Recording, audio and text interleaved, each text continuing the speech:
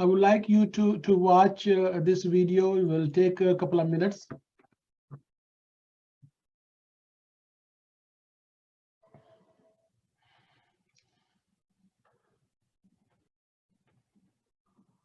The Society of Professional Accountants of Canada. To get the best accounting and tax services, always choose a certified accounting practitioner. Registered professional accountants, RPAs, that are certified accounting practitioners are focused on small to medium-sized businesses. RPAs are also trained and authorized to prepare compilation engagement reports following CSRS 4200 audit.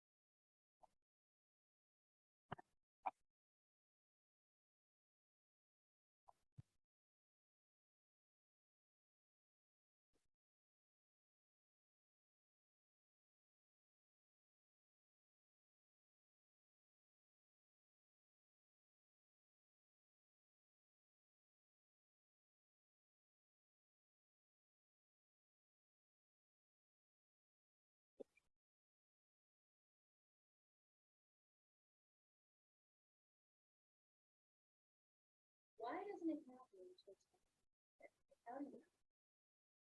For an RPA to engage in the public accounting practice, to serve clients in accounting and related services, it is necessary for him or her to obtain a certificate of accounting practice to serve clients and protect the public interest. In order to protect the public and to better service businesses, the Society has implemented standards, procedures, practices, and qualifications. Number 1, accounting practitioners must be an RPA in good standing. Number 2, go through education, training, and write competency examinations to earn a practice certificate. Number 3, have practical experience in public accounting. Number 4, follow the RPA Code of Ethics. Number 5, maintain continual professional development. Number 6, cooperate with the society in the RPA complaint process by a member of the public. Number 7, maintain errors and omissions, ensuring coverage. And 8, have periodic practice reviews by the society. Thank you for watching.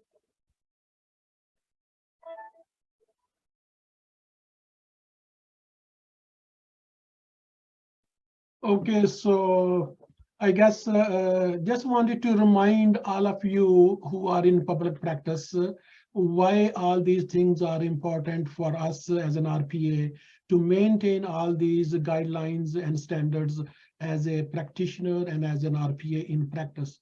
So these are very, very important and significant for us to maintain that one. So I hope that you understand with our presentation, we will go through all those things and more. And if you have any question, you feel free to ask any question whenever you want, or you can hold your question at the end of the presentation. And I would love to answer all those questions, because better to have clarity and understanding that which way your society and your designation is moving forward. So you all have to adopt that one and support and make this happen as we move to the new year.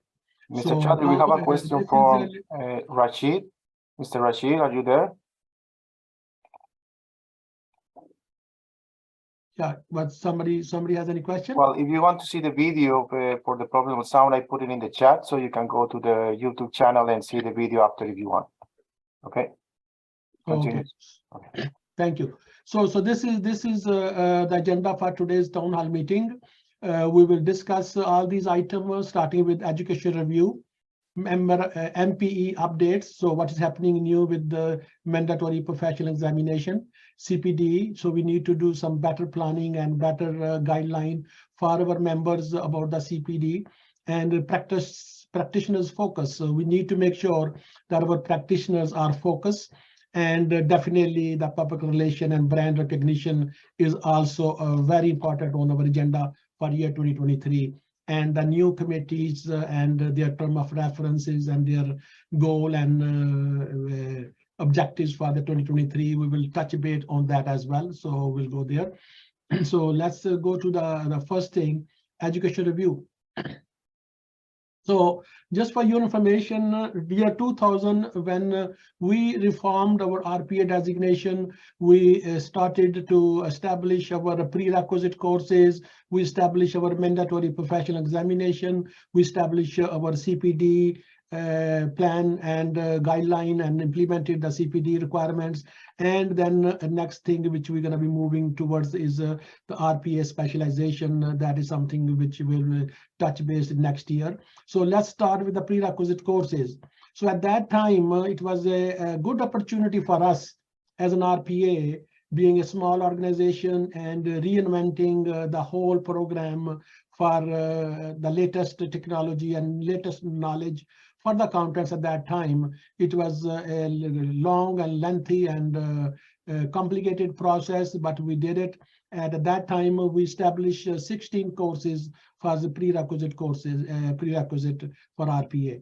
So over the period now, we are getting into our third and fourth year of RPA prerequisite courses.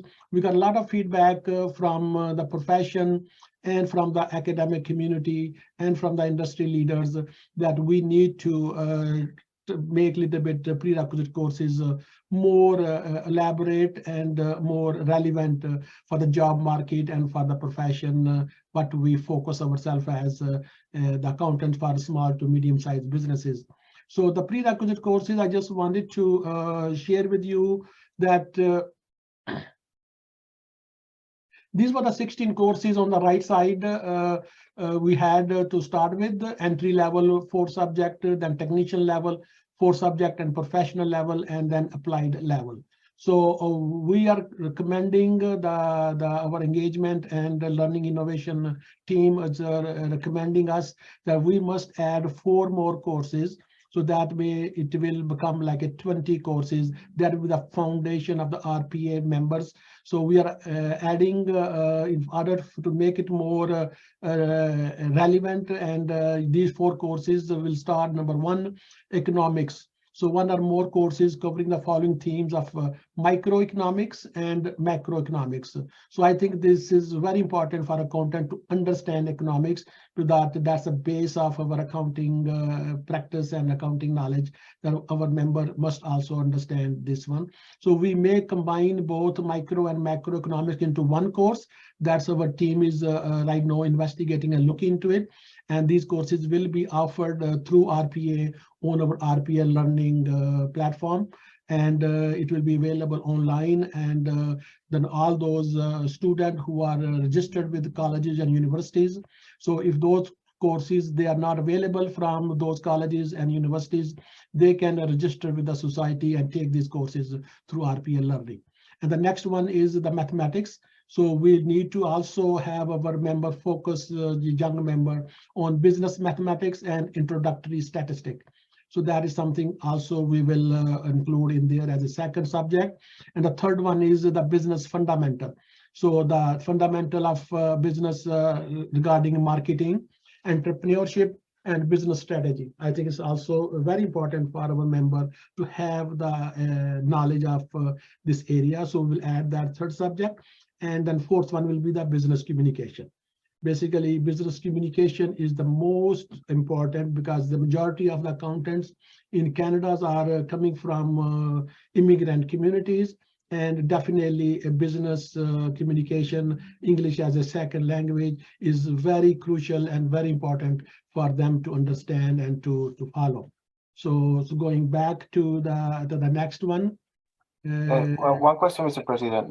Some Yes. members asking, when is this required? These changes of the prerequisite courses will be like on place. So it's for the Yes, next year. this is right now at a proposal stage. We are investigating because we have to really do some thorough research to establish the learning objectives of those, and then also prepare, because there's a maybe needed that we will have to combine 2 books into one, 2 courses into one somewhere. So we will prepare all that one, and most likely in 2023. As soon it is ready, then we will come back and then we will make it public, and definitely will give the grace period to the existing student who have already been registered and following the 16 courses prerequisite pathway. So definitely those members will be given the grace period so they can really complete their prerequisite courses with the old prerequisites course requirement, but the new will come and there'll be grace period. That's something we would, but at least the idea is to show that this is very important for our young students who are becoming RPA. So they must be understanding that this is something will be coming, so they prepare for that. And after that one, the next thing is about practitioner examination. Okay. So the whole this thing, if you look at the education review which we are doing, our team came up with that we should be calling ourselves as a digital RPA.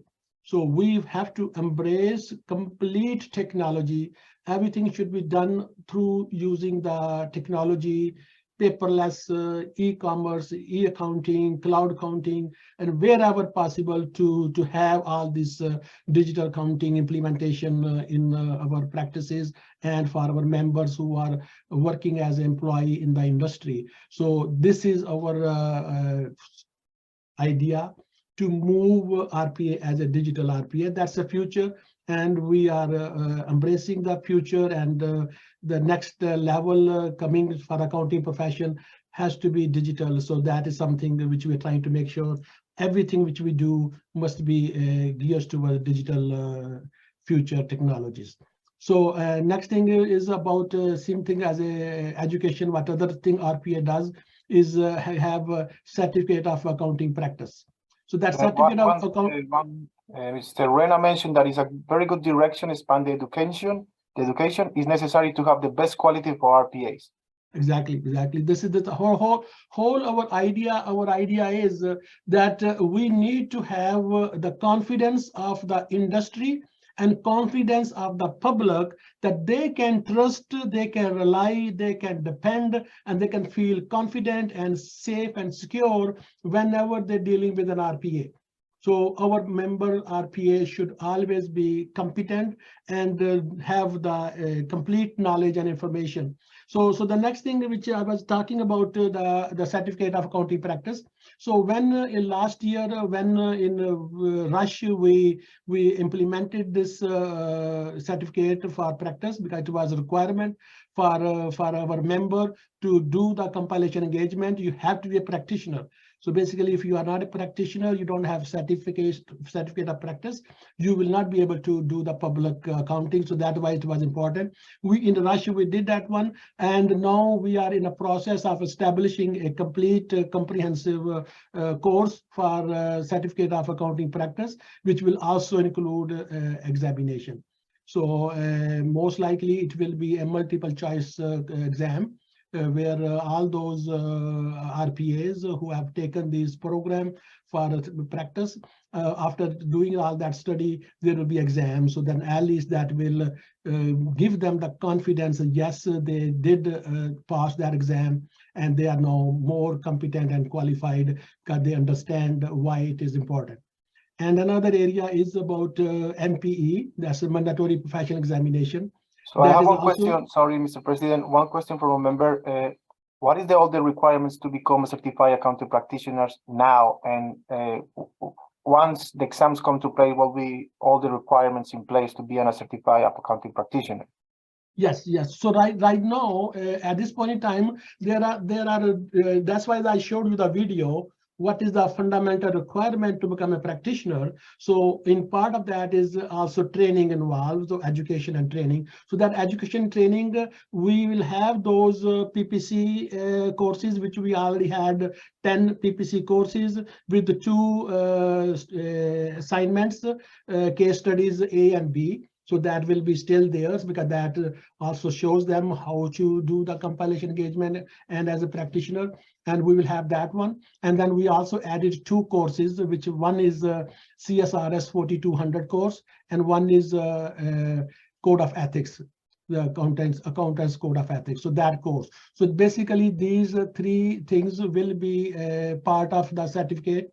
And then after that, there'll be examination, which will cover all that area of PPC and Code of Ethics course and CSRS 4200 course. So after all that, those member student will write that exam, and then they pass that exam, and then they will be given the certificate of practice.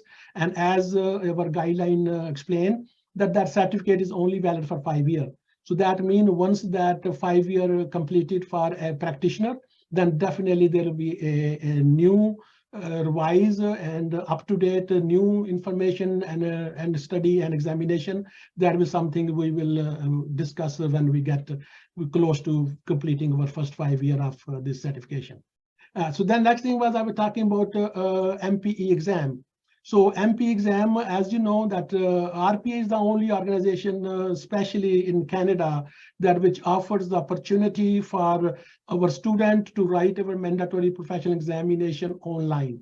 So we, as you know, that we have 4 mandatory professional exam, and those 4 exam covers financial accounting, management accounting, taxation in depth, and the data analytics and the technology.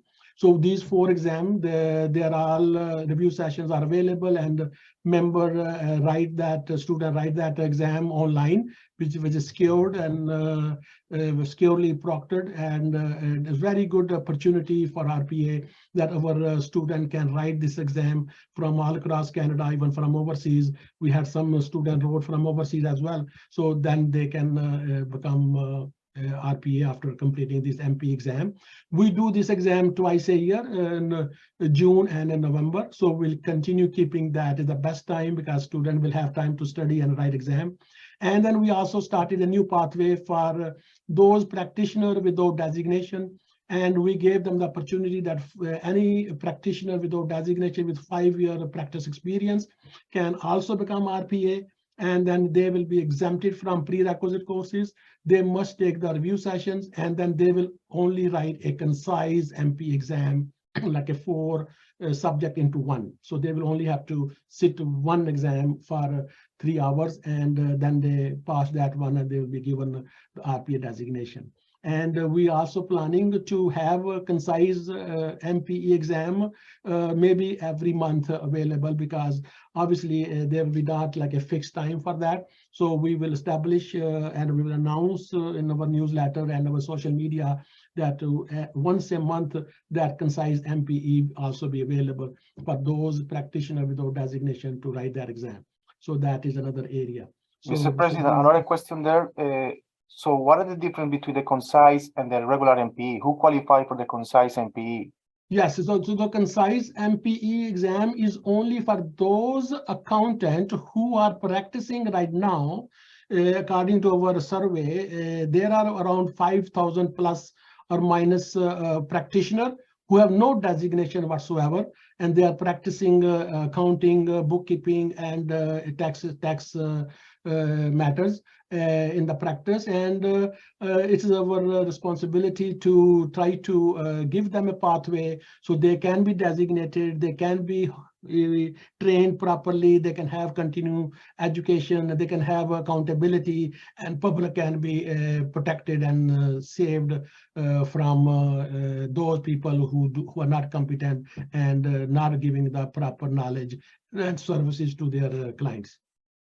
So one question from Ms. Couson, Jean-Aline Couson. She said that is this only for accountants who are in practice without designation, the CIP exam? Yeah, those practitioners, they must also have a bachelor degree or some final of CPA, CMA, CGA, or some other overseas designation, and that they can then write that exam as a concise. So we do check their reference that they must be having their own practice as 5 years, not working in somebody else's practice as an employee or as something. So they have to be own self-employed practitioner. So that way they are more responsible, accountable, and directly involved with the service. So their experience will be more relevant than what we are looking for. So they will be able to write that concise exam. Okay, and then the next area of our education review, which we are already doing right now, is the specialization. So we always encourage our RPA members that just RPA is not sufficient for today's time. Yes, RPA give you the basic designation. And then after that, if you want to accelerate, you want to, grow yourself with more income level, with more, higher opportunity with the promotion at your work, you must have the related relevant specialization, which we are planning to do that one. We are already in the process of working. So this is specialization we are proposing.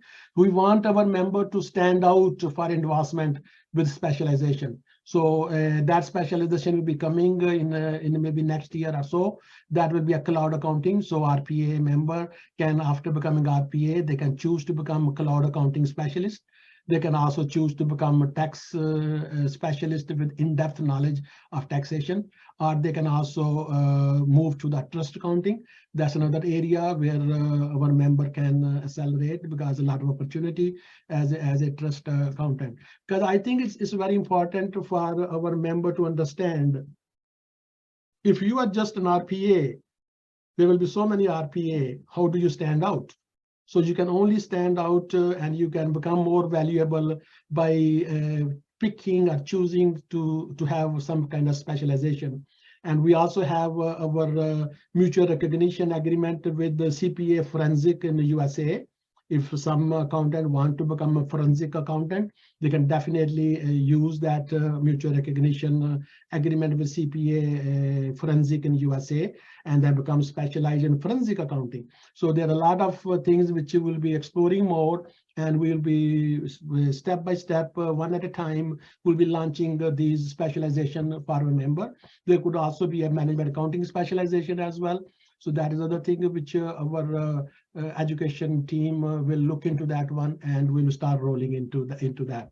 So these are the things that are significantly important for our member to be more into getting. Yeah, Mr. Rena mentioned, Mr. President, Mr. Rena mentioned that great direction, taxation and trust are excellent areas. Wonderful. Yeah, so it's good to give your feedback. I will suggest that show some leadership. I mean, one thing I want to explain to our member and student at this point in time. Yes, we are small organization, but our focus should be on quality, not quantity. It's better to have few members, but the best member, more knowledgeable, more expert, and leaders of their own profession and knowledgeable, so they can really stand out. And I would like to really see, that's my focus as a president of this organization, is that I would like to be acknowledged in the industry and in the society, that anybody who has a small to medium-sized business, if they are looking for an accountant or somebody as advisor to the business, they should look for RPA. That is what our mission is, that we become the household name for small businesses. And that's where we need to focus, and we will continue promoting that way. And then in the next slides, you will see about why it is very important to stick with what we stand for, and then we promote ourselves as a outstanding accountants for small to medium-sized businesses. That's our focus. So that is that's what we will continue to do. Okay. President, I have another question here for Mrs. Couson. She's asking about when the cloud accounting is coming up. So what is the plan for the cloud accounting program? Yeah, definitely. We right now, I had a meeting What is actually what is cloud yesterday. accounting too? What is Yeah, cloud accounting? She's yeah, asking. yesterday. What is cloud accounting? Okay, cloud accounting is that you have to understand that in the recent time, if you look at the accounting profession from last 40 years and from last 3 years, in last 40 years, accounting was the same from year 1 to year 40.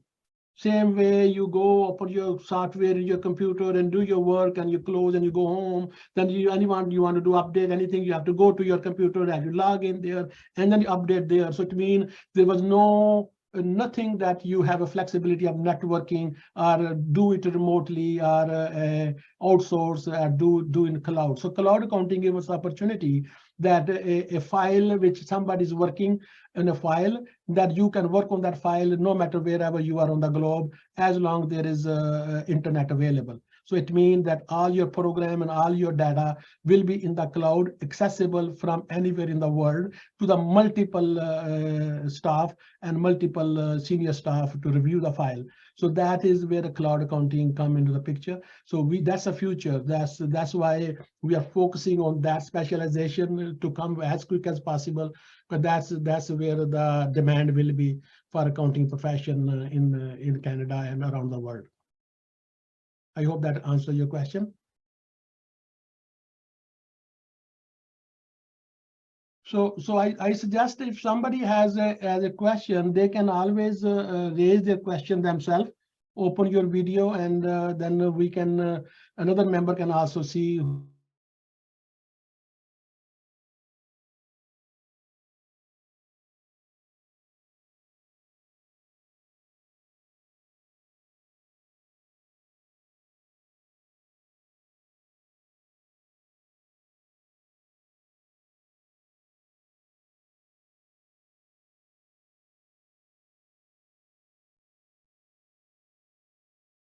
Okay, so let's continue moving. Okay, and yeah, so the specialization is the key. I think every RPA must have a plan to pick one of the specialization. And then I will talk about another thing of the specialization in the next slide.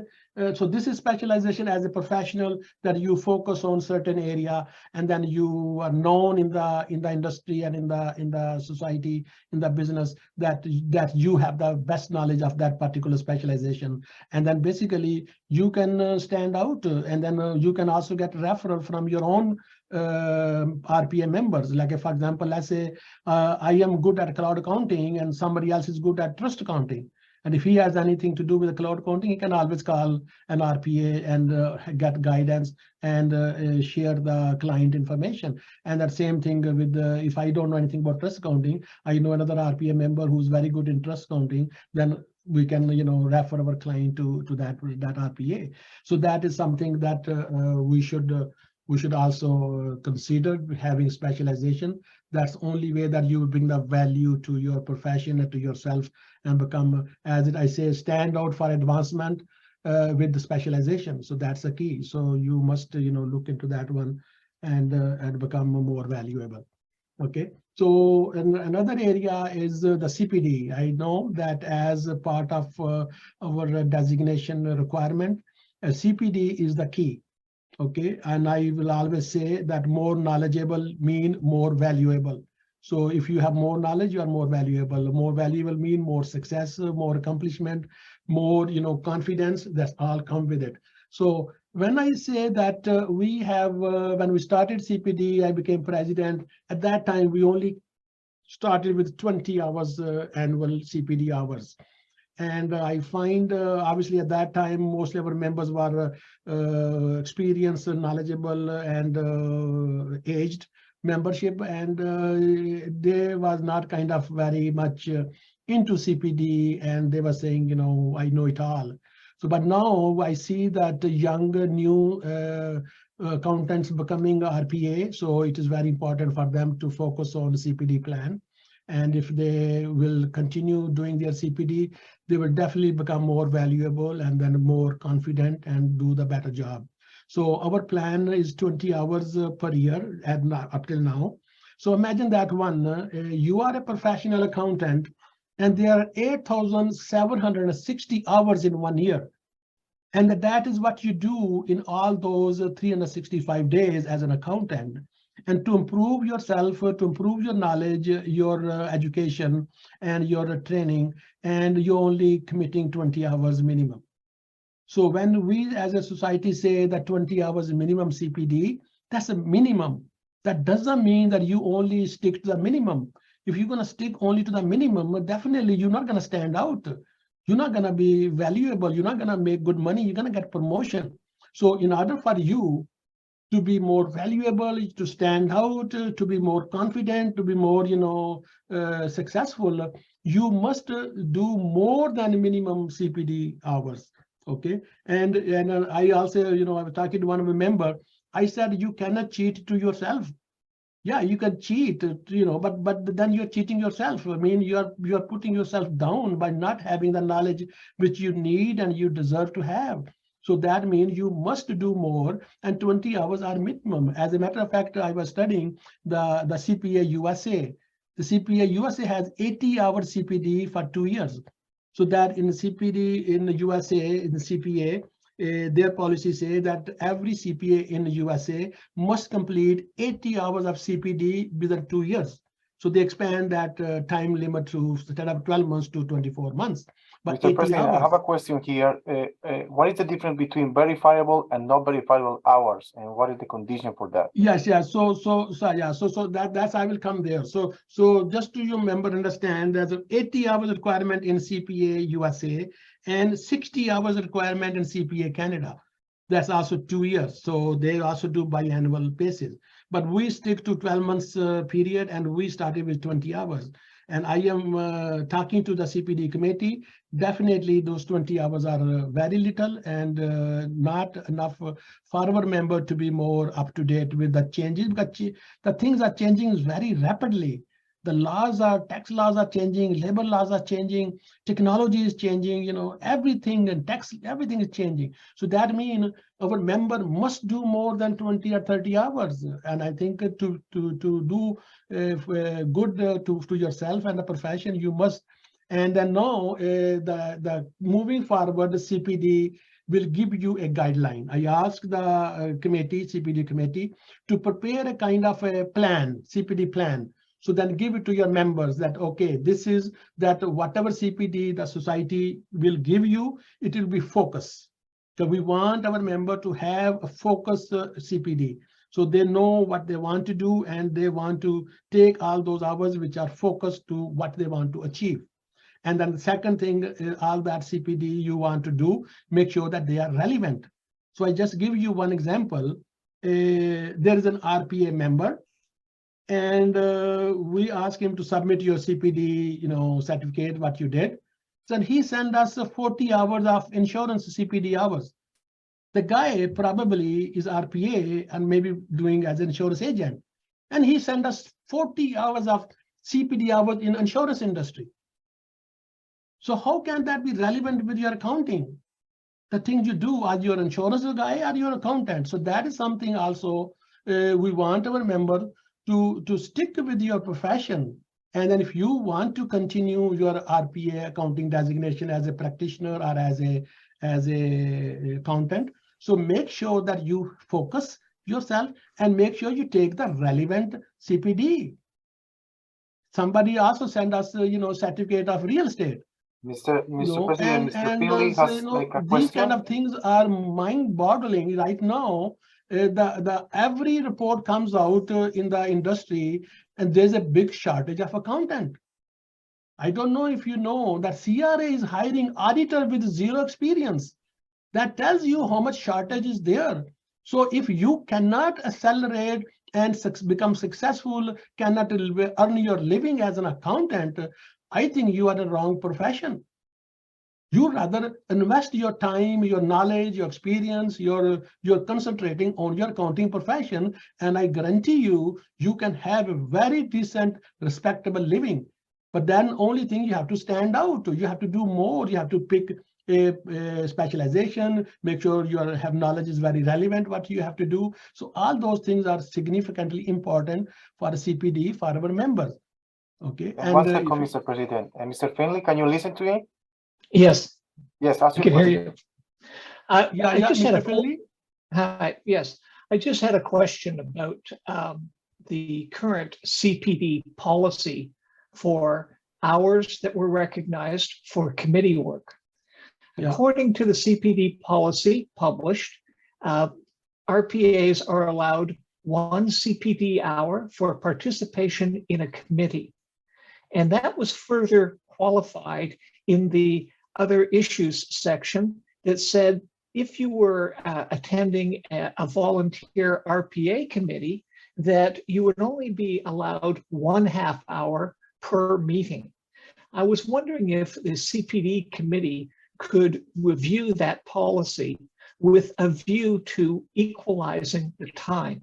In other words, if you're going to be sitting on an outside committee or board, you get 1 hour for each committee meeting or board meeting attended. And the same should apply if you're working on an RPA committee. Yeah, it's a very good question. Need some clarification and explanation about how that hour will be calculated and allowed. Okay, so let's. I'm trying to give you guys something important about the CPD planning. I said that your CPD should be very focused, what you do, and should be very relevant that what you practice every day as an accountant. So now something which we discussed with the CPD committee. So what we're going to have that I know CPA also have the similar thing. So we must implement some hours which are verifiable and some hours which are voluntarily.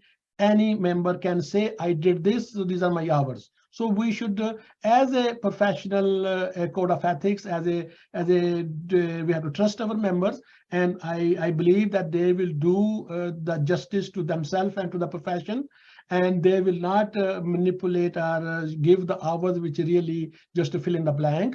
So basically, by doing that one, the member will be just only fooling himself, because he's gonna be behind with not sufficient knowledge.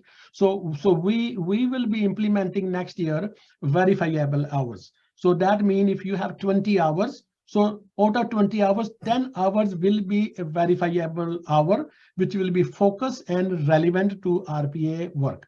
So for example, I suggested to the CPD committee to make this like a necessary or a mandatory, you can call it, that every practicing RPA member practitioner must take 4 hours for taxes. So they tax CPD related to tax matters, 4 hours, and then must do 4 hours related to technology, and then 2 hours related to code of ethics. So if every practitioner give us these 10 hours verifiable, which we know that you did, what is your focus is, what is relevant for the work you do, and then we will accept those 10 hours as the CPD verifiable hours, and they will submit all the proof and to that we can verify. And the other 10 hours could be a volunteer non-verifiable hours that you will have to be with your own goodness, submit us whatever. Let's say, for example, Robert Finley say, I spend 20 hours in committee work, so we accept your 20 hours, but those 20 hours are outside of verifiable hours. Okay, so yes, you need total 20 hours, but 10 hours must be the one verifiable. And then other hours you could have unverifiable, but you believe, you tell us that I did this one and I learned something, I contributed something. So that is something which will make you more knowledgeable and more valuable. And then at the same time, you are doing more thing for the society to get out. And that's definitely, we want to make our member leaders. So they should be involved in the society, in the community, and do good things and be in the network, be known, be participant and contributors to the society. And definitely those non-verifiable hours could be those hours that which you do in that CPD hours. So that is that's what I'm saying. And also the thing that you, as a part of your CPD, you should plan. I suggest every member should plan their CPD. The next 2023, I want to do this. I am weak in communication. I am weak in management skill. I want to do something about management skills. So you pick something which you think that you are lacking, because you know yourself better than anybody else. And then you do that one. And then all those things, when you will plan for yourself for 2023, then definitely you will be a better, more competent, more knowledgeable, more impressive, and you will be able to have more confidence and more success. So that is, I think, CPD hour should be taken as for your goodness, not for RPA or society's goodness. That's for you. That's for you. You want to know. You want to be competent. So, that's what I suggest. We have another question. Many people are writing in the chat now. I don't know if Jenali Couson can listen to me. Mrs. Couson can listen to me. Yes. Now you can ask your question now. Okay, this is my happy holidays and Merry Christmas, everyone. This is my first year of complying with the CPD, and I know I'm so behind, and I know CPD is very important to update our knowledge and to be competitive. But like, I'm just having a hard time complying with the CPD as I look on the considerations. I work in a nonprofit organization, and I was looking at the CPD certifications on RPA website. I don't see anything related to what I do there. Like, I'm an accountant in not-for-profit organization, and I want to do certification for not-for-profit outside the organization. Excellent. It's 40 hours. But when I look at the considerations, it is only considered as 10 CPD hours. So like, I'm having a hard time following that. Yes, okay, that's very good point. Janelin, you was talking. Yes. Okay, Janelin, it's wonderful. See, like we also discussed, just happened yesterday, that we also need to have specialization for accountants in a non-profit and government organization as well.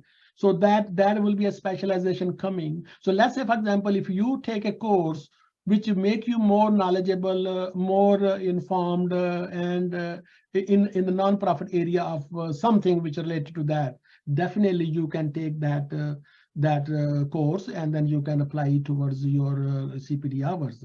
But it is very important, no matter wherever you work, whatever you do, the code of ethics is very important, because that is something that every RPA member must take the code of ethics, because no matter wherever you're working, non-profit or business organization or government organization, that you must be ethical.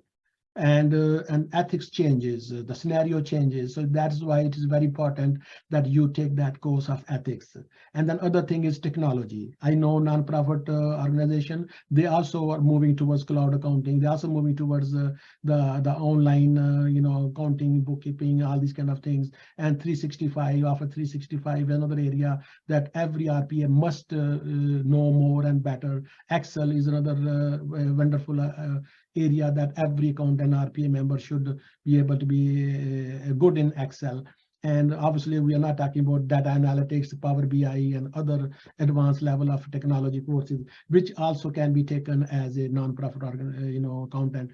So definitely, if you take 4 hours of your something about the technology, and then you take 2 hours of your ethics, then definitely other 4 hours or more you can take something which is more important for your day-to-day work. Then you take those courses. Another thing I also would like to mention here, and we read a survey done with the industry leaders, and they said we do not mind our staff to doing CPD and updating themselves with the current knowledge, current education, current technology, and they are willing to invest. So generally, for example, if you are working with a nonprofit organization, as long as it's a good size organization, definitely any CPD course you will take, that organization will pay for it, because they're the one benefiting from you, because you are serving them, their organization. So any improvement under you and your profession and work, they will contribute to that. That means you are becoming more valuable for them.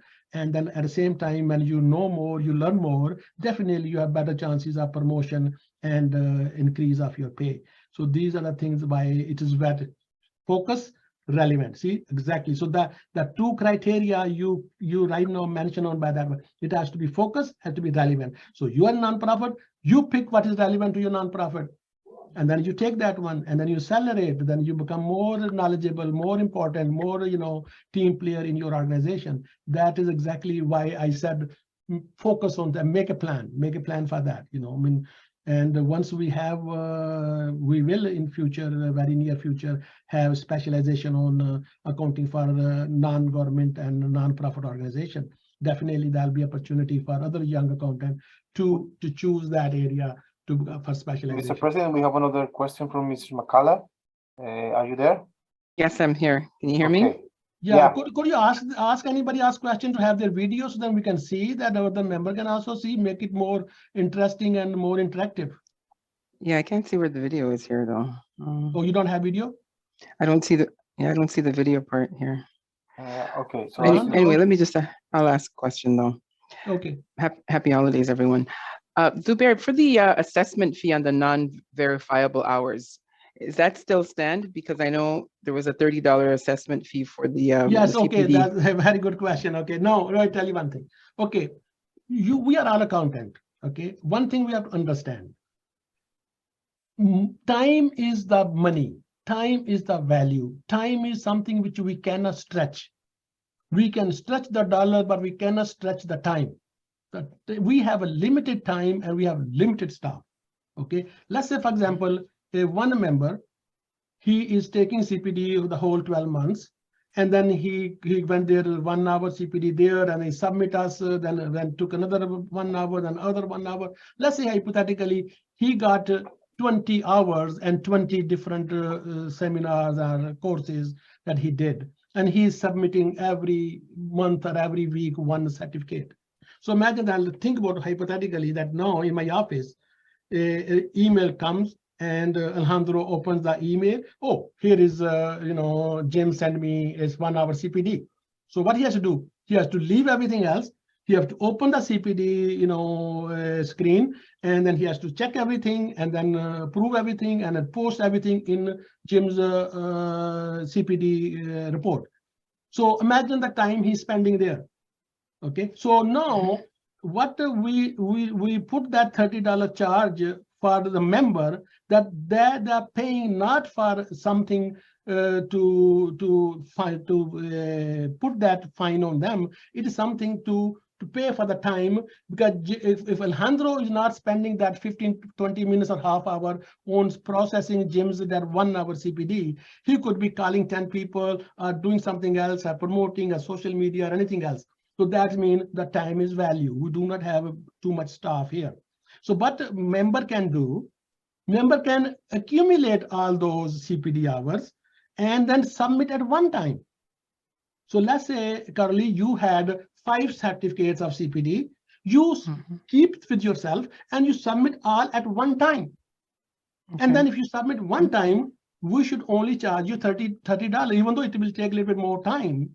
But let's say at least you pay only $30 and you give us a report that lists all those hours and from where you took it and what topic it was, and then submit. And we are preparing that screen in process of, I told Alejandro, the Christmas and New Year, you have to update the screen where member goes there. I have 5 certificates. I can go there, list all my certificates from where I got it, what I did, and how many hours. And the total are like a 6 certificate, 6 hours, and submit at one. So at that time, you only pay one $30 fee. You understand? So our objective is not to punish you for not take your money. Our objective is to make you realize that conserve the time, because we can move faster and further if we plan our time accordingly. So if you do the same thing and everybody else does the same thing, then definitely we can achieve more. I hope that answers your question. Yeah, I just have another quick one. It does. So for the hours, I know it was said that it would be half hour or half a credit. Is that if it's from somewhere else?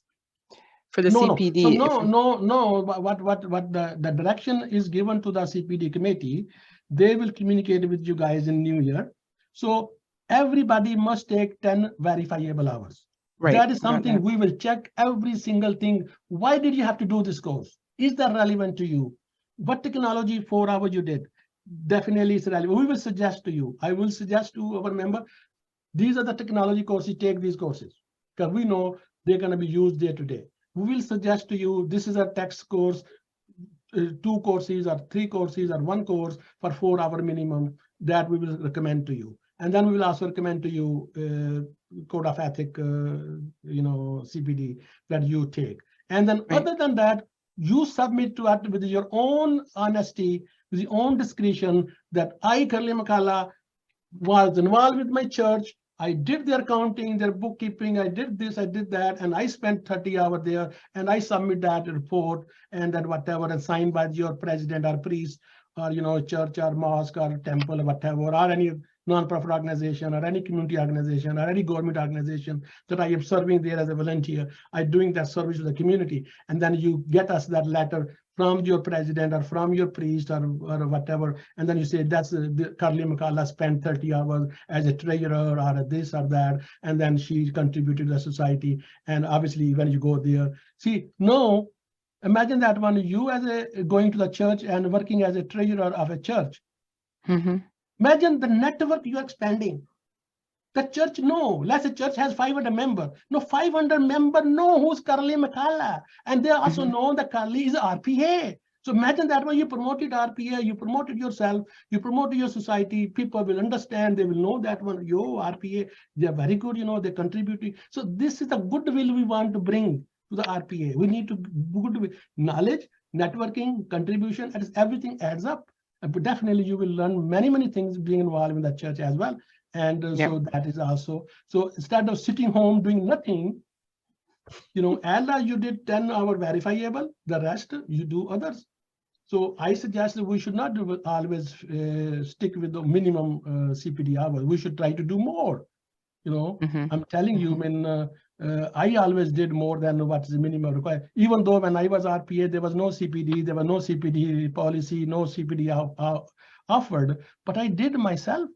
Because I wanted to know things, I wanted to be knowledgeable, I wanted to be able to speak to a group or to the employee or a client, that I give them the information and knowledge, and they have more confidence in me. And believe me that as a practitioner, I never had any client questioning my fee. Whatever I charge, they pay because they see the value, the knowledge they get. So I think that is what I want our member to have, that kind of edge in them, that they are more valuable to the client, so they don't care about fee because you're saving them thousands and thousands of dollars, and the time you're saving them. Imagine that when a client with not filing the taxes and HST and payroll on time, and then you as a practitioner, you are making them, they are filing on time. That's a value you're bringing to them.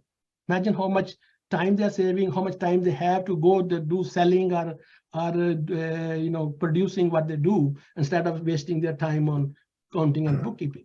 So that is something which we take the control and we deliver, and we have to be knowledgeable, and then we have to contribute to the success of our client. And our goal should be that I want all my clients to be successful and profitable, because if they are successful and profitable, that means my fee is guaranteed, and my fee is a premium fee, and they will pay because they are successful and they are profitable. So that should be the goal as a practitioner that we all should have. Don't live for the minimum, try to do the best. That is what I will say. Okay, thanks, Zubair. Yeah. So, okay, so let's, I think this is the idea of the CPD plan, that our CPD committee will definitely get back to you, and a newsletter will go to you, or some kind of communication from the CPD committee, and this is what we'll do. And I'm telling you, for 2023, that will be continue as a 20 hours, but in 2024, those hours will be 30 hours, not 20 hours anymore. So we have to up our standard, because that's the only way we will have better recognition and value and success. That if we up our standard, we have to raise the bar. We cannot go down. We have to raise the bar. And there are some member, like if you are 65 plus, you may be exempt from the CPD hours. Okay, but if you are practicing, then you must take those 10 hours. Okay, you have to do the justice to your profession. Okay, for example, somebody 72-year-old and he's practicing. Yes, because of the age you are exempt, but since you are practicing, then you must take 10 verifiable hours. That's only way that you are competent. Some members are saying, "Oh, I'm a part-time practitioner." Well, doesn't matter. You have one client and you have 1,000 client. Public is depending on you. It's 1% of the public or 100 people of the public. You are accountable to public at that time. So you have to have your practice certificate up to date and your CPD, which are verifiable must be done. I just always give the example, when you go to a doctor. So can your doctor say, "Oh, I'm only part-time doctor, I work only 2 hours, so I don't need to update my medical knowledge or my CPD or my license, so I can give you the prescription without that." Would you accept that one? No.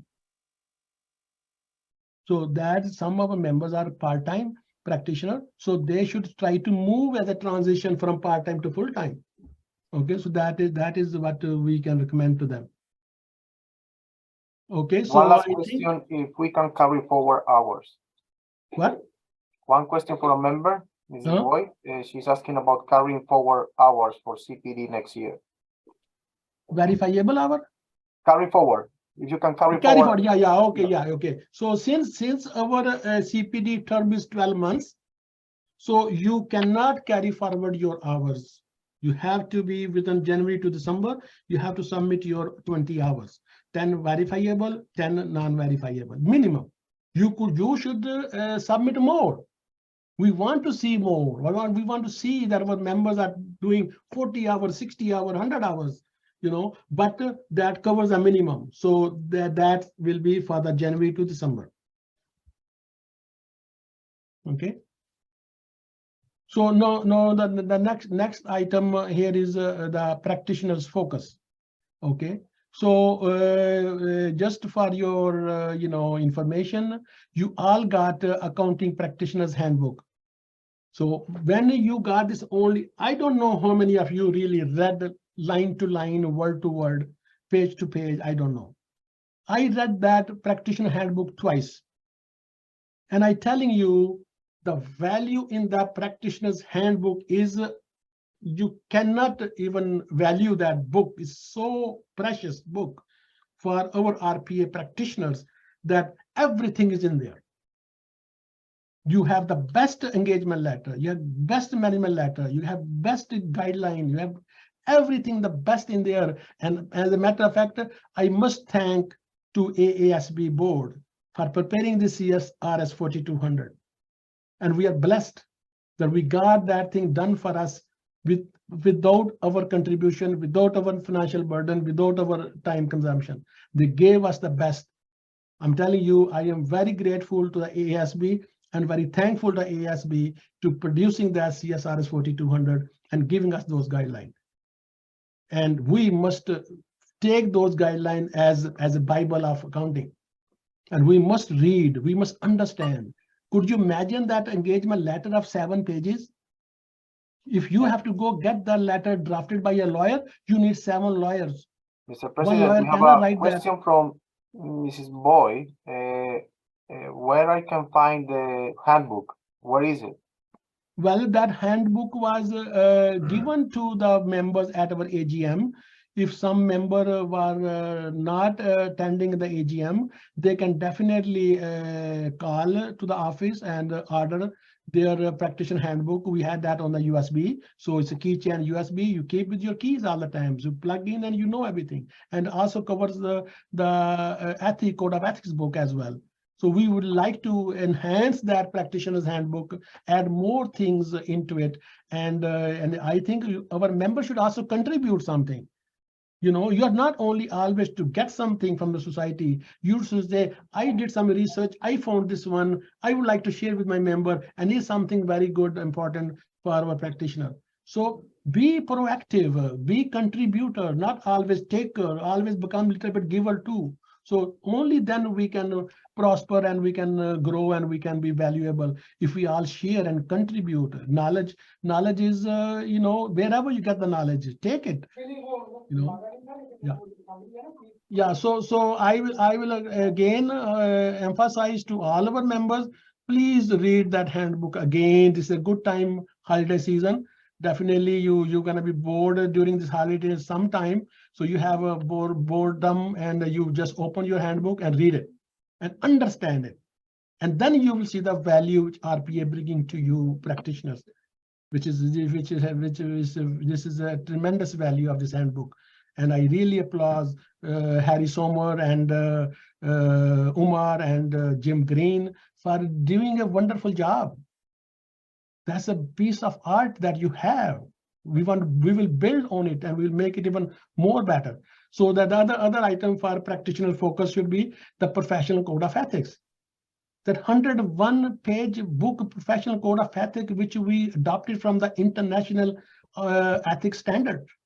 And again, thanks to Robert Finley and Jim Green and all those who are a part of that finalization. I know we worked like a day and night. We were on the phone like a 4-hour, 3-hour to going line by line, page by page to finalize that code of ethics for RPA, because there was deadline. We wanted to complete that one before the CSRS clicks in. So we did that one. So please also read that one, and make sure attend any code of ethics seminar, webinar we have. You should be looking forward to have that one and register for that. And then another thing, I asked the practice committee, Harry Somers is the chair of that committee, that we would like to start from next year to prepare the guideline for practice review. That is also one of the condition that we as a practitioner, so we must have our practices available for review by the society. And then the committee will establish the guideline that how the practice will be reviewed, what will happen, how it will happen, and all the procedure. And then 2023, we will establish the guideline, and the 2024, we will implement those guidelines. So please also pay attention to that one and look forward to that one. If you have anything to contribute in this regard, please write to us, to the committee, and then advise and guide something if we're going to make it better. Because our goal is we want to make sure that we do not have incompetent, careless practitioner doing practice as an RPA that bring the bad reputation to the rest of the RPA practitioner. So that is why we need to review their practice. Okay. And another important area also, I asked the practice committee look into the fee schedule. Okay. We have received phone calls and emails from members of the public that one RPA is charging $20 due personal tax return, another RPA charging $100 due personal tax return. So that is something that which is very important for us, that I ask the committee to set up a team to get a fee schedule that will be a minimum fee recommended. Of course, this is not we are forcing you, we are not putting a gun on your head that you must charge this, but this is a guideline for you that you should know what is reasonable, what is appropriate to charge to your clients, that will give you some kind of direction that how much fee you should charge. And I will tell one thing, you should not lowball yourself. If you are doing your CPD, if you are knowledgeable, you are doing hard work, you are keeping the client on time, we are filing and everything, you must charge a premium fee. I do. I always charge a premium fees. I never had my Mr. President, Mr. Sommer has a question. Mr. Sommer, can you hear us? Mr. Sommer, yes, I can hear you. Can you hear me? Yes, yes. Yeah, okay. I just want to say that in January, the practice committee would be a meeting to discuss the fees guideline. And then at that time, we will be formulating the fees and have it ready to be looked at for the by the office, and then distribute it to the members. So we're having a meeting in January. Yes. I've already sent out notification to the members. Yeah. So then we will finalize that arrangement to have. Actually, I think, Harry, it will be a perfect timing. We are getting into the tax season. So if you can finalize this guideline for fee schedule by, let's say, end of February or early March, then definitely our member can really benefit from that. So they can adjust their fee to their client. If they're charging too much, they can adjust. If they're charging too little, they can adjust. So it will be a good, benchmark or guideline for our members to how much fees they should charge. Yeah, we're hoping to get it, at least by the middle of February, actually. Excellent, excellent. I know, Harry, I mean, you really been contributing, your committee been always on the top of the society's thing, because I personally believe that practice committee is the top committee that we should make sure that they do good work and that our members follow that work. Okay, and then other thing to focus on your practice is the marketing of your practice. Okay, we'll talk about later how to market, what to do. So it is very important that you market, you advertise, you network, you reach out, you stand out, write some article in the local papers, write some article on the internet, join some other accounting tax groups. There are so many groups out there in the internet and in the social media. Join that group. You will get the information. You will share your information. They will know you. You will know them. So I think the marketing of your practice is the other thing that you should focus on as a practitioner. And then another important thing that we are always moving forward to digitalization of your practice. I think all those young practitioners who are becoming RPA practitioner, they should try to make their practice digitalized. Okay, so get out of the paperwork and this and that. You have a Zoom meetings, you have e-document sign, you have emailing, you have text messaging, you have cloud accounting. Everything, you e-file, you net file, all those things. We should move towards the digitalization of practice.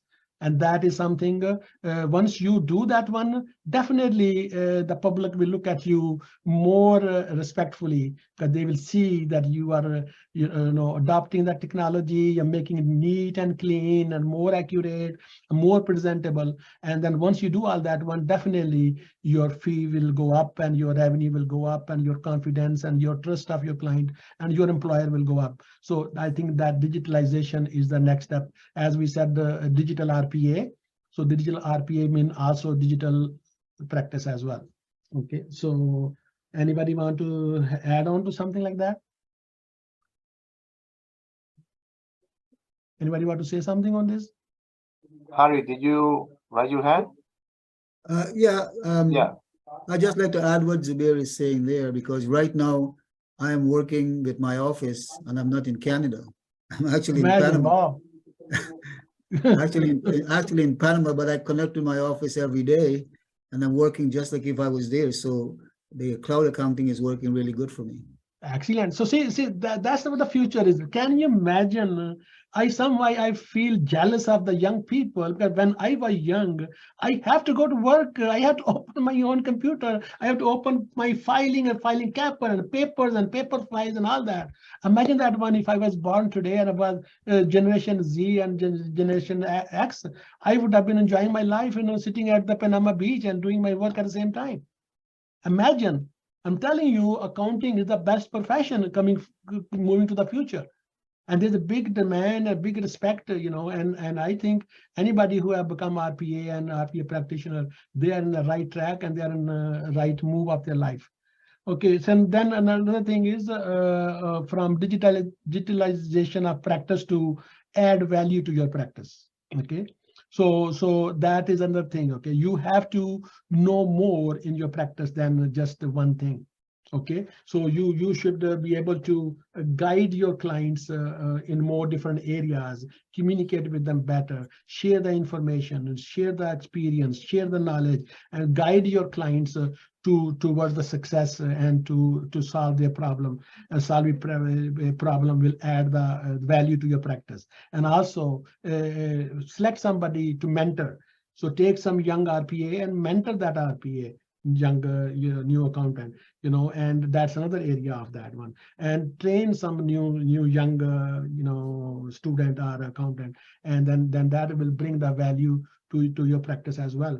And also the next thing is choose an industry of specialization. So as a practitioner, I just tell you from my experience, for example, when I was doing my accounting practice in year 2000, at that time, by chance, I became accountant for the restaurant business.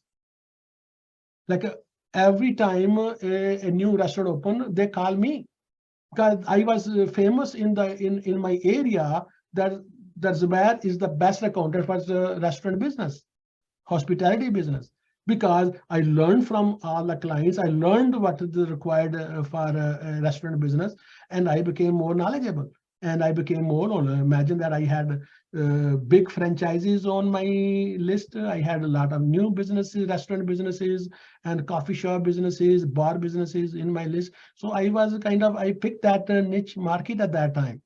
Okay, and then after that one, I found out that a lot of IT specialized people becoming self-employed, IT self-employed with a corporation. So I start focusing on that one, and I got some IT specialist people, and I start doing their accounting, taxes, and accounting for them. And then now the moving to the next level, we see that everything is on Amazon. So there are a lot of supplier opening businesses through Amazon. So now I specialize myself in that niche industry. So then I am getting clients who are dealing with the Amazon and selling their product through Amazon. So see, I learned what is required, how it does, and that is industry specialization as a practitioner. Somebody could pick to become industry specialized for the doctors, or for the dentist, or for the pharmacist, or some construction businesses. So pick a industry specialization as a practitioner. That should be also your focus, and you can accelerate and you can become the name of that industry, that this is the accountant who knows this industry. So that's another area for you to focus on your practice. And another very important thing which I will like to highlight here is that if you want to open your office, that you already have an office, share your office with other accountants. Imagine that one, that when I started my practice, I joined with 2 other accountants, and then we could share the knowledge information every day. You know, my colleague from office will bark in, say, "Oh, Zubair, did you hear about this new law coming? Hey, this new tax law coming. Hey, this new technology coming." So we were instantly, continuously, rapidly, daily basis, updating each other, sharing the information, knowledge. Imagine that when I'm just alone by myself in my office or my home, who gonna tell me, who gonna I tell? So it is very difficult for sharing the knowledge. So if you have an office, share an office with other accountant, or you have a bigger office, invite somebody to share office with you. And then if you are smaller, you see some other of your colleague or you know, other accountant, ask him that if I can join your office and share office and share the cost of the office. That's another way of you know, becoming active, becoming you know, learning more and learning more knowledge through your colleagues, your peer. You know, that is the other way of success of practice focus. Yeah, so anybody has any question up to so far? No, we are cool. Okay, so now move to the next, which is public relation and brand recognition. Okay, so you all also understand. Okay, we are a very small organization. Okay, and compared to CPA or other organization, and we are very small.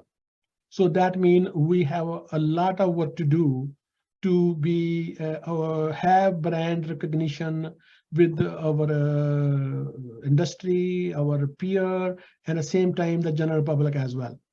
So that is why we established the Public Relation Committee. And the job of the Public Relation Committee is to improve the brand awareness of the society, have more and more public, more and more people, professionals, government offices, you know, industry, banks, insurance companies, everybody to understand RPA. So if you see that there is RPA not mentioned in accounting designation, that is not fault of those people who put the list over there. That's fault of us, because we didn't educate them. We didn't inform them that there is RPA. So they will never discriminate you. Government will never discriminate you. Even industry, human resources will never discriminate you, because if they are looking for an accountant, they are only advertising CPA, because RPA never reach out to them. We are a very small organization. We do not have big budget. We do not have big, you know, staff, our membership base, that who can go and educate other people about RPA. And once they know, and we have a very niche market, we have very specialized market, small to medium-sized businesses. And imagine 98% businesses are small to medium size. So imagine every business need an RPA. Only 2% those businesses which are multinational corporation and public corporation that we cannot say that we deserve to be there. Yes, there are some of our members are working there too, but I'm talking about overall majority that our focus is small to medium sized businesses. So we need to educate them. We need to let them know what RPA is, what we can do, what we've been doing, what our specialization area is, and we can do by advertising. Look, I see that one Rena, one of our member in I think Cambridge, he put on the window the sign. You can see the sign on the window. He put RPA logo there. So that shows that he's proud of being RPA, and he put it over there.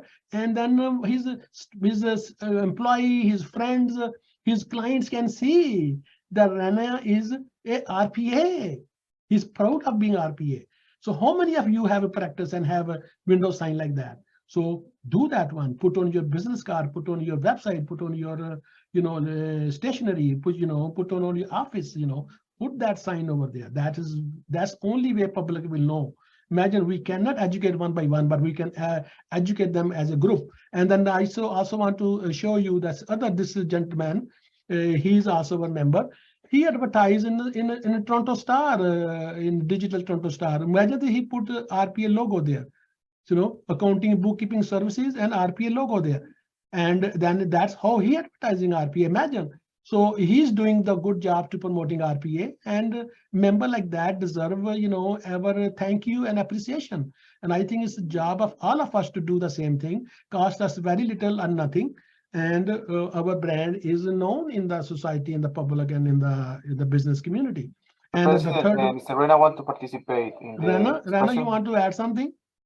Yeah, no, I just Sure. wanted to say, that sign, can you hear me okay? Yeah, we can hear you. Okay, that sign that we put that's inside the glass, we got that from Vistaprint. All of our envelopes that we give to our clients that we have them put the source documents into has that logo on it as well. We Excellent. branded, we're branding the office because this is a high traffic area Excellent. where I am. And everybody that comes by will see that logo. It's important to identify with that logo. You go down the street and you see McDonald's or Harvey's, you'll know what it is. Yeah. We have to do the same thing. This is what we have to do. This is how it works. Okay. You have to spend money. You have to spend money to make money. I mean, you want to push your profession. I've been here 38 years. I want everyone to hear that. 38 Thank you. years. 38 years. And it's very successful because we have made it successful. Okay. As RPAs. We're not. Definitely. And RPAs. Rana, when I say that we did this thing, I didn't do alone by myself. No. Believe me that without the support and encouragement and participation of every member, I think you're all doing. But if you do more and concentrated and focused, and I think we can really take over the small business Sure we can. Absolutely. market. Absolutely. Sure we can. We just have Definitely. to standardize. Definitely. We must be standardized. This Yes. is how it works. Yes, and no, these are two things which every one member can do. And the next, the more significant thing which we did last year, that CP24 ad. And last year and year before, we put our RPA on buses, the public transit. So it gave us some, recognition, but that was only for the local city bus, local area. Then we also put some billboard on the highways. So that was also very expensive and very little. So didn't get much attention, but we did get some, but not sufficient. But one thing which really stood out was our CP24 ad. Because of that ad, I got so many phone calls of my friends and some of my clients. They tell me, I saw RPA there. I saw RPA there. And then we got many phone calls that accountant want to become RPA because they see that we are now there in a mainstream CP24. Exactly. We did spend a lot of money, and I really appreciate for our members who contributed the cost. And then we make it happen, and society contributed and the member contributed, and that was the best campaign. And I'm telling you guys that when you contribute something like that, this is your own advertisement. Imagine that how many advertisement budget every practitioner who are in the tax practice are spending money on advertisement. But here, when you advertise like that, automatically you get recognition, you get known because people around you, they know, oh, RPA, yes, I saw CP24. And then we put that on the tax season when everybody's mind is looking for accountant and tax questions. So we are doing the same thing this year as well. So we are lucky that we got the best lot because we learned from our mistake. The CP24 ad has different positions. So we found out what is the best position where we want our ad to go in the CP24. So we wanted to get that one this year. And luckily we got that for the month of April. So we got that spot for the month of April, CP24. I booked already. So I know it's going to cost us about $22,000. And society is committing to do the best, but we will request our member also to share that cost. So if you will contribute as you did last year, and that will really help us, so then we can really do more and different areas. So I would like to add something if I can. The more in view the brand is, the more it's recognized. Exactly. Okay. I just want to add 1 minute. I'm a practicing RP of 38 years. Yeah. I'm a controller of a plant. I'm an RP. I'm a controller of a plant that turns $36 million a year. 36, and I'm an RPA. Further your education. Keep your education going. That's all I'm telling you. It will work. Okay. No, I'm telling you that our highlight is our CPD, our education. Okay. Yes. And we are getting into we are getting calls from other colleges and universities. No, they see us that we are the alternative, and they are now reaching out to us. And we are trying to accredit them and their courses, and you will see more and more colleges and university coming on board. I just recently had a meeting with another organization called ATAP, Association for Tax and Accounting Professionals. And they are about 200-300 members, and the president reached out to me. We went out, Jim was nice to come with me, and we exchanged information, ideas. They were so much impressed by RPA. They said that that's the speed, the kind of things RPA is doing, that is really service to the profession, and the RPA, hands off to the RPAs, the way we are doing. So we want to continue doing that one, but we have to do together. We need your help, we need your support.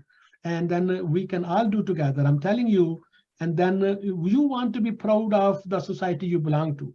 That's what my goal is. It gives me the satisfaction, confidence and pleasure that when I see that when I introduced to the ministers, I was in a Christmas party with the ministers the other day, and everybody came to me to meet me as the president of the RPA. I didn't have to go. They came. I saw the president walking towards me. Oh, Mr. Chaudhary, your society, wonderful accounting. This is something not come overnight. No. The member who been involved with the RPA is not the same RPA, guys. Forget the old RPA. It's a new RPA. It's a new direction. It's a new vision. It's a new things, and we will build it with the more effective, respected way and influential way. And then we are moving that word. And I think that is something we feel proud of. And then we will continue doing that one. And the CP24 will come, and then that will really make an impact on that one. So we'll do that one. Somebody else has a question. Shahid want to say something? Alejandro? Yeah. Can you ask Shahid? Can you hear me? Yeah. Can you hear me? Yes, I'm a long-time member, but I agree with Zubair. This new RPA is doing an excellent job. Excellent, Zubair, and we're very thankful to you. And I think more we advertise in 680 and CP24 is going to give you better highlight. And we're proud to be RPA. We always highlight. I don't want to drag and brag over here. We've done enough. But yes, we do the same thing. Our member client knows very well that we are RPA. We're proud to be RPA, or our stationery and everything gets published. And we're done. And this new phase you have taken, I think this will help a lot the youngsters, a lot. Thank you. Merry Christmas, Happy New Year. Thank you very much. That exactly, basically I am more concerned about the future accountant than existing accountant. When I see the young people, we were at Waterloo University, and we had a booth there. We went to Waterloo Student Conference, and there were about a bunch of students came around our booth, about 6, 7 of them, and they start asking me, what is RPA and what is different, this and that. At the end of our discussion, when we highlighted, I told them, do you want to become an accountant for 2% of the Corporation of Canada, or you want to become accountant for 98% of the corporation in Canada? So answer was right there. So they want to become accountant for 98% of the corporation. So that means the answer is RPA. And that's how at least they have alternative, they have choice. And without RPA, believe me, there's no alternative, no choice. And I did not want to deprive these future accountants to have that option. And then we will make sure that they get the education, they get the specialization, they get the recognition what they deserve, and we will strengthen it as we move forward. Yeah, okay, so now all of you get our newsletter. So I wanted to share with you, okay? So one thing you must know, that your society is completely digitalized. We are very heavily into technology. We are starving, we are hungry, we are always looking for anything technology which can enhance our capability and impact and speed up our process and make it comfortable and easy for us to do things. And we do that one. So now imagine that one, you are not getting a quarterly newsletter or a monthly newsletter. You are getting a newsletter whenever there's something to share with you. So that is like a continuously newsletter. But one thing I should bring to you, that this is a statistic information. Every time we send out the newsletter, so Alejandro print this report, and I wanted to share with you so you know. So this newsletter, particular newsletter, we send it to 279. This is 279 CPN. We send that newsletter. Out of 279, only 58% who opened this newsletter. So that tells me that 50%, also 42% of our members are not even opening the newsletter. That is something really embarrassing, and that I think members should do more. Okay, and then the unique opens 162 and total open 360. So 360. This is something also. So when you open your newsletter, read it through, see that one, absorb the information, be knowledgeable, be up to date. Okay. And then it also tells me 26% of our members were on desktop when they open it. 15% were on mobile phone, they opened our newsletter, and 59% was unknown. Probably their equipment or their thing is hardware is not specified. There could be maybe iPad, something like that, or laptop. We don't know. So this is the statistic information. We get that one. And then click rate. So we got a click rate of only 13.98%. Okay, so that means click-through rate is 24%. So that is also alarming. That means only 24% people who really click our newsletter and then read through. Okay, that's also very much informative for you guys. And reply rate is only 0.36%. So when you get a newsletter, you want to respond on it, or you want to say something on it, or you want to share this newsletter to somebody, and the reply rate is only 0.36. That is alarming. I think that is something which our members should pay attention to. The newsletter is free charge. And then, okay, this next page, for example, this town hall meeting, we send out to our members and our contact on our list. And 68% people who read this town hall, President's town hall information on the newsletter, and 30% only skimmed it. So they just skimmed it, but they didn't really go through it, and 1.3% only glanced it. So see, this kind of statistic information we get anything we do, anytime we send out something, and then we that's how we pay attention, and then we improve ourselves, and we try to make things happen. And then other thing is also tells you clicks, how many clicks we get on a regular basis. And our RPA Learning website, as you know that we have two websites. One is RPA Canada, one is RPA Learning. So all our student and members, they normally go to RPA Learning, and our general public and people who are not involved with RPA yet, so they go to rpacanada.org. So this all the static information we get, okay? Top engagement, contact information. So we also get our regular statistic about our website. Do you know that your website is on the front page? If you go to search engine, Google or anywhere else, you call professional content, you call registered professional content, you search RPA, we are on the front page.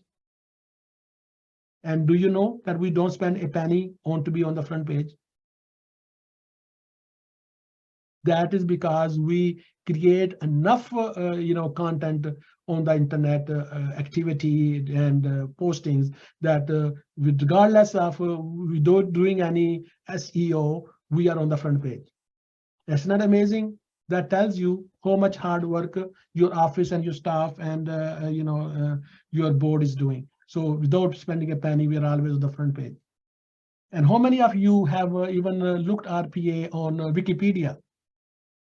We are on the Wikipedia, just see that one. So I also want you guys to always keep your eyes and ears open. Find somewhere the RPA need to be, mentioned, and then make it happen, and we can do all that, at some time it will cost nothing. Okay. And the other thing which you should also be always bragging about, talking about, and that is a part of our community involvement, and then RPA Women Entrepreneur Award. You see, if you want to talk to general public about RPA, people have no interest. They say, what is that? I don't care. That's you, and you're accountant, I'm not accountant. So talks what is else.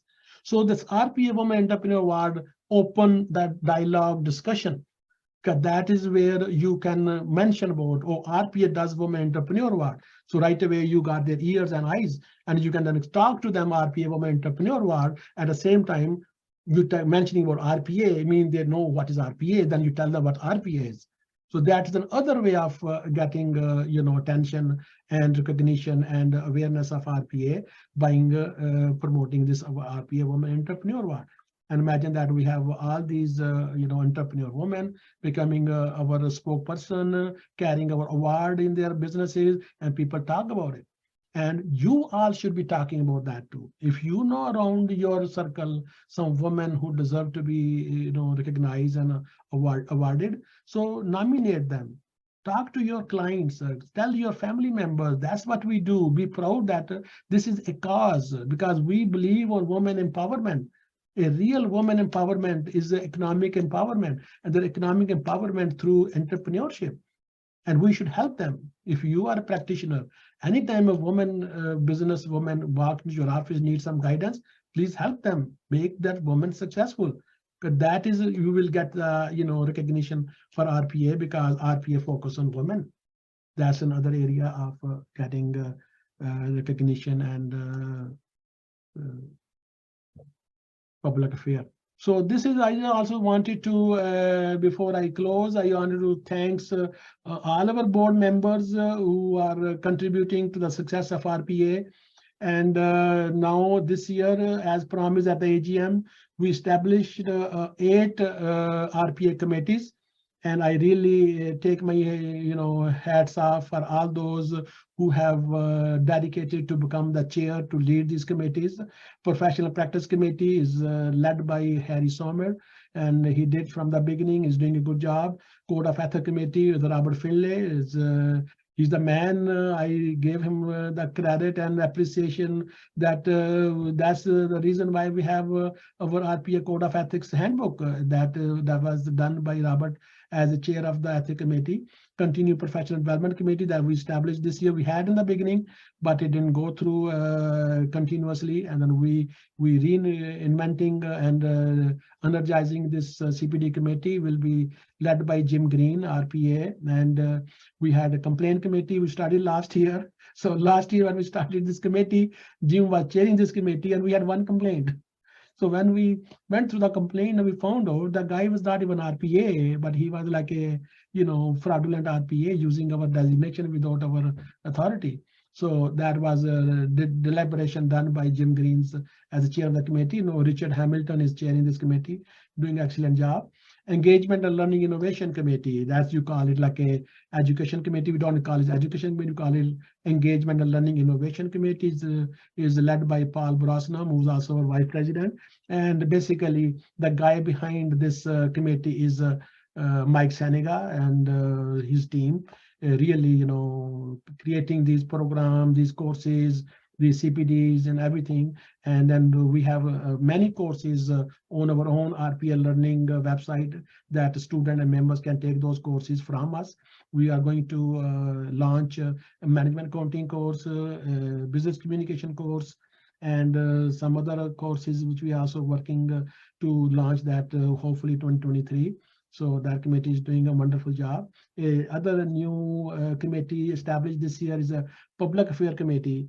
Avi Dahari is going to lead this committee, and we will hope that he will really get our brand out and get our recognition, as many network and groups and institutions and banks and everywhere, wherever you find a group of accountants and professionals and small business groups, put your nose and RPA there.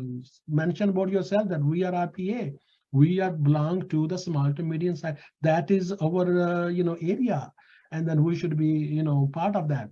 And we also have CA Zambia and RPA Canada Liaison Committee. Harry gonna be leading this year. We had Mike Senega and Robert Finley part of that committee. That was an excellent memorandum of understanding we signed. The reason why we need to strengthen this committee, because in an RPA we promised that because Zambia is a very underdeveloped country and the women are also oppressed over there. And we made a commitment that any woman who want, or girl who want to become an accountant in Zambia, RPA will issue the scholarship for them. So that will be our contribution for Zambia accounting women and girls, that we would like to set up a scholarship for them. And that's the area Harry will work. And if any other member want to give some idea, how can we have this scholarship roll over and establish, that we need some guidance on that area as well. And then the last, not the least, RPA Women Entrepreneur Award Committee is now chaired by Kitty Atkinson. She's a wonderful woman, very energetic, very sociable, very active and dedicated to RPA Women Entrepreneur. And that's other committee. We have other committee members working in all these committees. So I really thanks to all these committee members and chairs to really putting up their name forward and willing and committed to serve the RPA and come up with the new ideas and new things with the RPA. Now, in summary, and as you know, learning never ends with RPA. So that is our slogan, that we always willing to and looking to learn new things. And that's what RPA stands for. And so our goal for 2023 is make RPA the best designation in Canada and around the world, and promote respect, equality, participation, and teamwork within ourselves and within our surroundings. So we want to respect the people, create equality and participation. And then also the most important thing is adopt the cooperation and collaboration. So we are always willing and ready and want to cooperate and collaborate with a common interest for the better of the accounting profession and for better of accountants and RPAs and students. So we are always willing to cooperate and collaborate. That should be our goal for the next year. And thank you very much, everybody, for really, taking time on this very, happy holiday season. And so far, the weather is beautiful. And I think, I bet that going to be a white Christmas. And I'm looking forward to a white Christmas. I hope you do too. And Merry Christmas and Happy New Year and holiday season and good wealth, good health, and good to be in RPA. And doing more for RPA. So that's what I will say. Okay, so any question? No, everyone is wishing a Merry Christmas to you, Zubair. Happy holidays to everyone. Everyone is writing in the chat. Happy holidays to everyone. So you want to mention everyone is cheering you up with the happy holidays and Merry Christmas. Thank you, thank you. Thank you. I'm blessed. You know, I mean, you're all good members. You're a good team. But I will keep, you know, encouraging and asking you, please get involved. Get involved around you. You know, in your community, in your organization, in your you know, RPA organization. You know, try to contribute. Try to give something. Try to do something. You know, doing nothing should not be option for RPA. We all feel to be willing to do. Yeah, so Harry, want to say something? No, I think we have just happy holidays to all, and we are going to end the session now. If you have something to say, just we end the session now. Wonderful. Thank you very much, and have a wonderful season and enjoy the rest. Bye-bye.